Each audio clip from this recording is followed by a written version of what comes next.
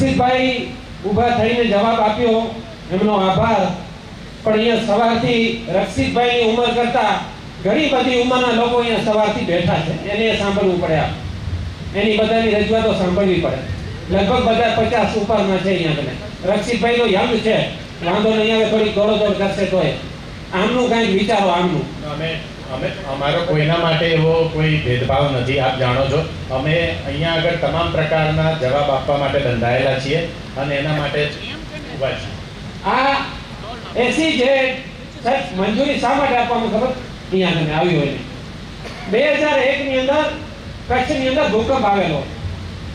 એ ભૂકંપ આવ્યા પછી જે તે વખતની કેન્દ્ર સરકાર, રાજ્ય સરકારને ચિંતા હોય કે આ વિસ્તારનું ઉત્થાન થાય, લોકો પગભર થાય અને એમને રોજગારી મળે, એના માટે એ લોકોને ટેક્સની છૂટ આપવામાં આવી અને ઉદ્યોગોને આકર્ષવામાં આવ્યા અહીંયા કને।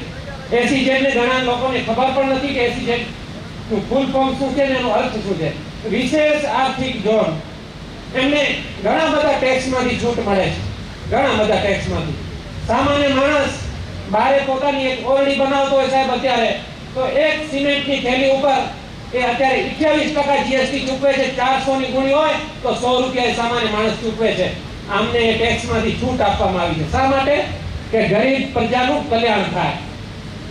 એ ગરીબ પ્રજાનું કલ્યાણ તમે 700 રૂપિયા લઈને કરશો? કાંઈક માનવતા બતાવો, કાંઈક।